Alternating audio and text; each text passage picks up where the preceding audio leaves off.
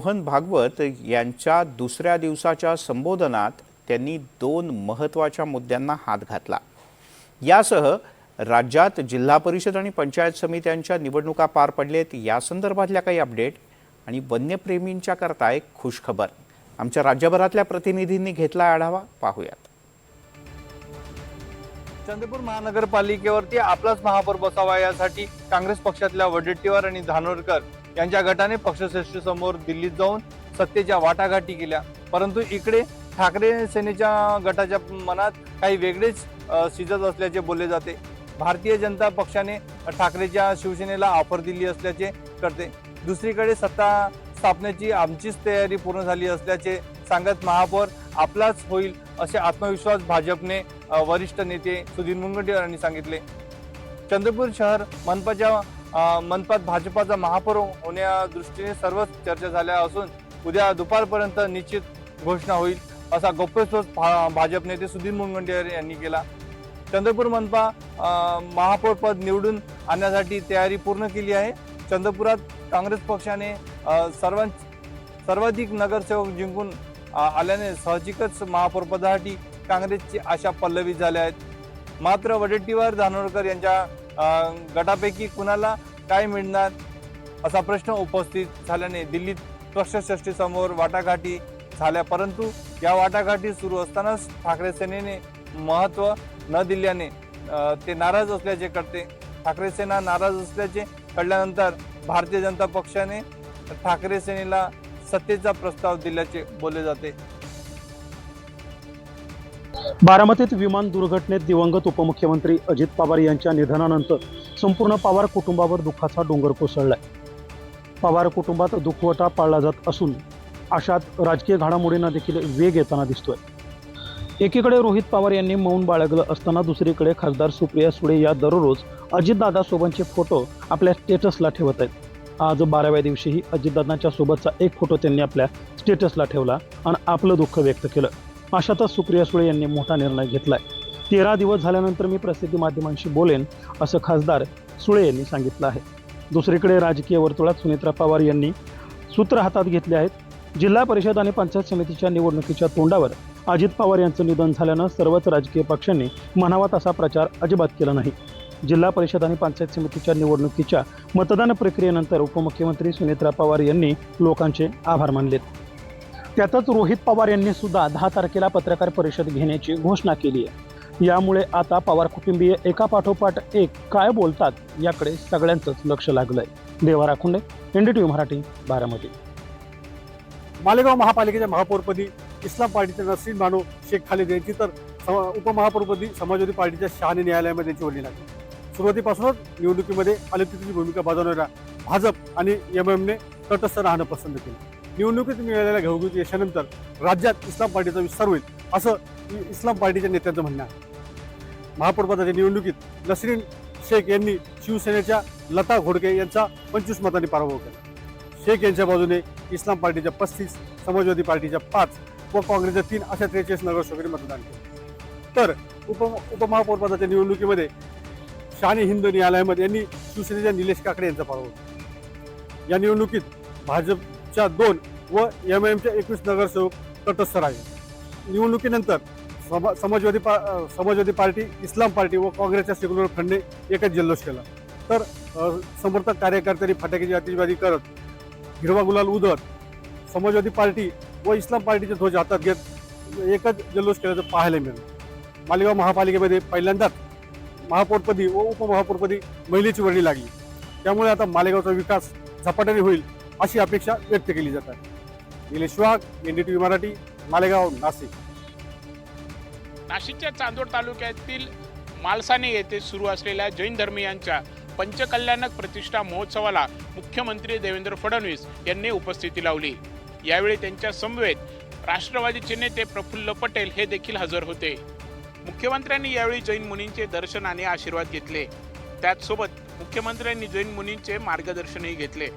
नाशिक जिल्ह्यातील चांदोड येथील मालसाने या ठिकाणी पंचकल्याणक प्रतिष्ठा महोत्सवाचा दुसरा दिवस आहे। त्यानिमित्ताने भक्तांची मोठ्या प्रमाणावर उपस्थिती दिसून येत आहे। त्याचवेळी राज्याचे मुख्यमंत्री देवेंद्र फडणवीस आणि राष्ट्रवादीचे खासदार प्रफुल्ल पटेल यांनी त्यांचे दर्शन घेतले। यावेळी जैन मुनींनी मुख्यमंत्री देवेंद्र फडणवीस आणि प्रफुल्ल पटेल यांना आशीर्वाद दिले आणि मार्गदर्शनही केले। नाशिकच्या चांदवड तालुक्यातील माळसाने येथील नमोकार तीर्थ येथे सुरू असलेला पंचकल्याण महोत्सव मोठ्या भक्तिभावात पार पडत आहे। त्यासाठी प्रशासनातर्फे कडक सुरक्षा व्यवस्था तैनात करण्यात आली आहे। 2 दिवसांपासून सुरू असलेल्या या महोत्सवात आज सकाळी 6:30 वाजल्यापासून यज्ञशाळेत अभिषेक आणि हवनाने दिवसाची सुरुवात झाली आहे। भगवान जन्म कल्याणक विधीसह विविध धार्मिक कार्यक्रम पार पडले आहेत। या कार्यक्रमाच्या निमित्ताने फडणवीस आणि पटेल यांच्यात राजकीय चर्चा झाली की नाही हे मात्र समजू शकलं नाही। कॅमेरा निकी पवारसह प्रांजल कुलकर्णी, NDTV मराठी, चांदवड, नाशिक। भारताने जम्मू काश्मीर येथील चिनाब नदीवरील प्रस्तावित असा सावलकोट जलविद्युत प्रकल्पाला अधिकृतपणे सुरुवात केलेली आहे। या प्रकल्पाचा खर्च 5129 कोटी रुपये असून विशेष म्हणजे सिंधू जल करार प्रभावीपणे स्थगित झाल्यानंतर नरेंद्र मोदी सरकारने मंजुरी दिलेला हा पहिलाच मोठा प्रकल्प आहे। 5 फेब्रुवारी रोजी NHPCने उधमपूर आणि रामबन जिल्ह्यांमध्ये हा भव्य प्रकल्प उभारण्यासाठी कंपन्यांकडून निविदा मागवल्यात। सावलकोट जलविद्युत प्रकल्पाच्या पहिल्या टप्प्यात 1406 मेगावॅट तर दुसऱ्या टप्प्यात 450 मेगावॅट क्षमतेचा प्रकल्प उभारला जाणार आहे। हा प्रकल्प चिनाब नदीवर वरच्या बाजूला बागलीहार आणि खालच्या बाजूला सलाल प्रकल्पाच्या मधोमध उभारला असून तो पूर्णपणे रन ऑफ द रिव्हर प्रकारचा असेल। प्रकल्प शक्य तितक्या लवकर कार्यान्वित व्हावा यासाठी बांधकाम पद्धती आणि यंत्रसामग्रीची निवड अतिशय काटेकोरपणे करण्यात आली आहे। या मजकुरातून सरकारची आणि यंत्रणांची तातडीची मानसिकता स्पष्टपणे दिसून येते। केंद्र सरकारने चिनाब नदी प्रकल्पावरील 4 प्रमुख जलविद्युत प्रकल्प जलद गतीने पूर्ण करण्याचे ठोस आदेश दिले आहेत।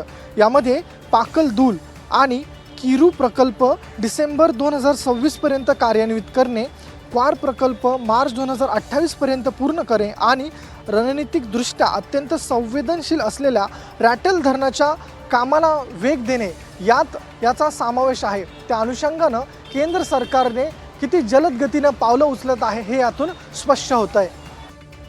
सह्याद्री व्याघ्र प्रकल्पामध्ये 3ऱ्या वाघिणीची दमदार एंट्री झाली आहे। हिरकणी असे या वाघिणीचं नाव आहे आणि कोयना वन परिक्षेत्रामध्ये या वाघिणीला सुरक्षितपणे निसर्गमुक्त करण्यात आलेला आहे। खरं तर सह्याद्री व्याघ्र प्रकल्पामध्ये हिरकणीमुळे 3री वाघीण जी आहे ती पर्यटकांना पाहायला मिळणार आहे। गुरुवारी संध्याकाळी पेंच मधल्या नागलवाडा या ठिकाणहून या वाघिणीला पकडण्यात आले आणि तिथून पुढे या वाघिणीची पशुवैद्यकीय अधिकाऱ्यांकडून वैद्यकीय तपासणी करण्यात आली। या तपासणीमध्ये तिची प्रकृती स्थिर असल्याचं समजल्यानंतर या वाघिणीला शनिवारी म्हणजे 7 फेब्रुवारी रोजी सकाळी या वाघिणीला कोयना वन परिक्षेत्रामध्ये सोडण्यात आलं। खरं तर संपूर्ण या परिसरामध्ये जर पाहायचं झालं तर या परिसरामध्ये 3री वाघीण जी आहे ती पाहायला मिळणार आहे। त्यामुळे पर्यटकांमध्ये काहीच या वाघिणीमुळे एक आनंदाचं वातावरण असणार आहे। कारण पर्यटकांना कोल्हापूर व्यतिरिक्त पश्चिम महाराष्ट्र व्यतिरिक्त विदर्भामध्ये वाघ पाहण्यासाठी जायला लागत होतं। या वाघिणीमुळे गेल्या काही दिवसांपासून सुद्धा पाहिजे झालं तर वाघिणींना या ठिकाणी सोडण्यात आलं, ज्याच्यामध्ये चंदा असेल, तारा असेल, या वाघिणींना सुद्धा सोडण्यात आलेलं होतं। त्याचबरोबर याच कोयना वन परिसरामध्ये जर पाहिजे झालं तर बाजी हा सुद्धा वाघ जो आहे तो पाहायला मिळतो। आणि आता हिरकणीमुळे सुद्धा या परिसरामध्ये वाघांची संख्या जी आहे ती कुठेतरी वाढताना पाहायला मिळणार आहे। खरं तर या सगळ्या परिसरामध्ये पाहिजे झालं तर राज्य शासनाचा हा महत्वाकांक्षी प्रकल्प आहे। व्याघ्र प्रकल्प वाघांची संख्या सुद्धा वाढण्याचा प्रकल्प आहे। मात्र जर पाहिजे झालं तर या वाढत्या वाघांच्या संख्येचा कुठेतरी ग्रामीण भागामध्ये सुद्धा फटका बसेल का अशी शक्यता निर्माण झालेली आहे। कारण वाघांचा जो अधिवास आहे तो ग्रामीण भागापर्यंत, शहरी भागापर्यंत येऊ शकतो। त्यामुळं ग्रामीण भागामध्ये सुद्धा काहीशी चिंतेचं वातावरण असलं तरी या सगळ्या परिस्थितीकडे वन विभाग जो आहे तो कशा पद्धतीनं याची हाताळणी करणार, कशा पद्धतीने या भागाची निगा राखली जाणार हे देखील पाहणं महत्त्वाचं असणार आहे। विशाल पुजारी, NDTV मराठी, कोल्हापूर। राष्ट्रीय स्वयंसेवक संघाच्या शताब्दीबद्दल मुंबईत आयोजित केलेल्या कार्यक्रमात बोलताना सरसंघचालक डॉक्टर मोहन भागवत यांनी मान्यवरांनी विचारलेल्या सगळ्याच प्रश्नांची उत्तरं दिली। या कार्यक्रमाला हिंदी मराठी चित्रपटसृष्टी, उद्योग जगातील अनेक मान्यवर उपस्थित होते। सलमान खान, हेमा मालिनी, अक्षय कुमार आणि जॅकी श्रॉफ, भाऊ कदम, प्रसाद ओक, सुनील बर्वे, लेखक विश्वास पाटील, महेश मांजरेकर, कुमार मंगलम बिर्ला, विकी कौशल, अदनान सामी यांच्यासह मुंबईतील कार्यक्रमाला 900हून अधिक निमंत्रित मान्यवर उपस्थित होते। यावेळी मोहन भागवत यांनी त्यांच्या निवृत्तीबद्दल बोलतानाच RSSचे प्रमुख कोण होऊ शकतात याबद्दल एक महत्त्वाचं विधान केलं आहे. 50 स्वयंसेवकांमागे एक असे प्रांत प्रतिनिधी असतात. 40 प्रांत प्रतिनिधी मागे एक अखिल भारतीय प्रतिनिधी असतो. अखिल भारतीय प्रतिनिधी सरकार्यवाहक आणि क्षेत्र संघचालकांची निवड करतात. त्यांच्यासोबत प्रतिनिधींनी हे प्रांत जिल्हा संघचालकांची निवड करतात. माझी 75 वर्ष पूर्ण झाली. मी कार्यकर्त्यांना विचारले, माझी 75 वर्ष पूर्ण झाली आहेत. मी इथे बसणे हे माझ्या हातात नाही आणि इथून जाणे हे देखील माझ्या हातात नाही, संघाच्या हातात आहे, असं सरसंघचालक मोहन भागवत यांनी हे विधान केलं आणि त्यांच्या निवृत्तीबद्दलच्या चर्चांना पूर्णविराम दिला आहे. व्हिडिओ जर्नलिस्ट अरविंद मोरेसह जुई जाधव, NDTV मराठी, मुंबई. बांगलादेशात होऊ घातलेल्या पार्श्वभूमीवर राष्ट्रीय स्वयंसेवक संघाचे सरसंघचालक डॉक्टर मोहन भागवत यांनी शेजारील देशातील हिंदूंच्या परिस्थितीवर स्पष्ट भूमिका मांडली आहे. बांगलादेशातील हिंदूंनी आपल्या हक्कांसाठी ठामपणे उभे राहण्याचा निर्णय घेतला तर जगभरातील हिंदू समाज त्यांना साथ देईल, असंही डॉक्टर मोहन भागवत म्हणाले.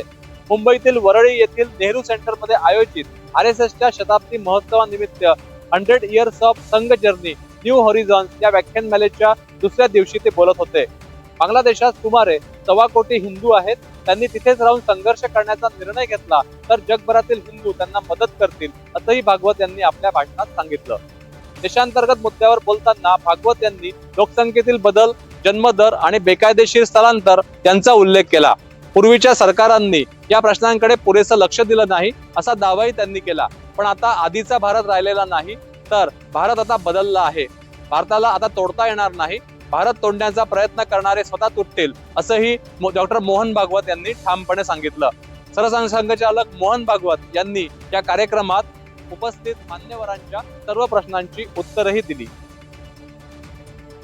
शिवसेना ठाकरे गटाचे पक्षप्रमुख आणि माजी मुख्यमंत्री उद्धव ठाकरे यांचा विधान परिषदेवरील कार्यकाळ हा 13 मे रोजी संपतोय. त्यामुळे उद्धव ठाकरे पुन्हा एकदा विधान परिषदेच्या निवडणुकीमध्ये रिंगणात उतरल्याचं आपल्याला पाहायला मिळू शकतं. महाविकास आघाडी सरकार स्थापन करताना उद्धव ठाकरेच मुख्यमंत्री होणार हे निश्चित झालं होतं, पण त्याच वेळी ते कोणत्याच सभागृहाचे सदस्य नव्हते. उद्धव ठाकरेंनी विधान परिषदेची निवडणूक लढवली आणि विजय झाले. पण आता ठाकरे यांची आमदारकीची मुदत संपते. त्यामुळे उद्धव ठाकरे पुन्हा विधान परिषदेवर जाणार का अशी चर्चा राजकीय वर्तुळात होऊ लागली आहे. उद्धव ठाकरे यांच्यासह विधान परिषदेतील 9 आमदारांचा कार्यकाळ हा लवकरच संपणार आहे.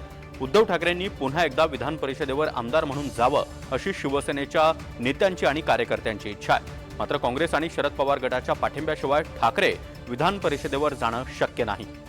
अशा परिस्थितीमध्ये मित्रपक्षांनी ठाकरेंना पाठिंबा द्यावा अशी मागणी संजय राऊत यांनी केली आहे. आणि जर शिवसेनेला विधान परिषदेची जागा हवी असेल तर त्यांना राज्यसभेच्या खासदारकीवर पाणी सोडावं लागेल आणि राज्यसभेची खासदारकी जर का शिवसेनेला हवी असेल तर विधान परिषद निवडणुकीतून त्यांना माघार घ्यावी लागणार आहे. त्यामुळे आता उद्धव ठाकरे या संदर्भातला काय निर्णय घेतात याकडे शिवसेनेचं लक्ष लागलं. दिल्ली पोलिसांना मोठं यश आलेलं आहे. कुख्यात गँगस्टर कपिल सांगवान उर्फ नंदू याच्या 2 शार्प शूटरला अर्थातच सौरभ लाकडा आणि योगेश शर्मा यांना कोल्हापुरातनं अटक करण्यात आलेली आहे. विशेष म्हणजे या दोन्ही शार्प शूटरना अटक करण्यासाठी दिल्ली पोलिसांना तब्बल 4,500 किलोमीटरचा पाठलाग करावा लागला आहे. हे दोन्ही आरोपी हरियाणातील झज्जर जिल्ह्यातील बादली पोलीस स्टेशन परिसरातील झालेल्या एका खून प्रकरणात त्यांचं नाव समोर आलं होतं. योगेश शर्मावर झज्जर पोलीस आयुक्तांनी बक्षीस जाहीर केलं होतं, तर सौरभ दिल्लीतील 2 गंभीर प्रकरणामध्ये फरार गुन्हेगार होता. आरोपी दिल्ली आणि हरियाणात हत्येचे प्रयत्न, दरोडा, लूट आणि सशस्त्र कायद्यासह 10हून अधिक गंभीर प्रकरणामध्ये सहभागी आहेत. योगेश विरुद्ध अनेक प्रकरणांमध्ये गैरहजर राहण्याची वॉरंट जारी करण्यात आली होती, तर सौरभला आधीच फरार घोषित करण्यात आलं होतं. चौकशी दरम्यान दोघांनी सांगितले की त्यांनी मध्य प्रदेशातून एक पिस्तूल खरेदी केले होते. ते दिल्लीतील एका घरामध्ये लपून ठेवण्यात आले होते आणि यानंतर 4,000 किलोमीटर प्रवास करून पोलिसांनी या दोन्ही आरोपींना अटक केल्यानंतर पोलिसांवर कौतुकांचा वर्षाव होतोय. विविध अंतराळ यानातून चंद्रावर किंवा अवकाशात गेलेले अंतराळवीर तुम्ही पाहिलेले असतील, पण ते कोणत्याही प्रकारचा संदेश किंवा फोन पृथ्वीवर करू शकत नाही. पण ते आता शक्य होणार आहे.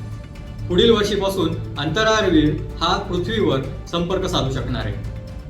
नासाने आता अंतराळवीरांना आयफोन आणि इतर आधुनिक स्मार्टफोन घेऊन जाण्याची परवानगी दिली आहे. क्रू 12 आणि आर्टेमिस 2 मोहिमांमध्ये जाणारे अंतराळवीर त्यांच्यासोबत फोन घेऊन जाऊ शकतील, असं नासाचे प्रशासक जे रिसाकमन यांनी सांगितलंय. हे फोन अंतराळात फोटो काढण्यासाठी, त्यांच्या कुटुंबियांशी संपर्कात राहण्यासाठी आणि इतरांसोबत अंतराळाचे फोटो आणि व्हिडिओ शेअर करण्यासाठी वापरले जाऊ शकतात.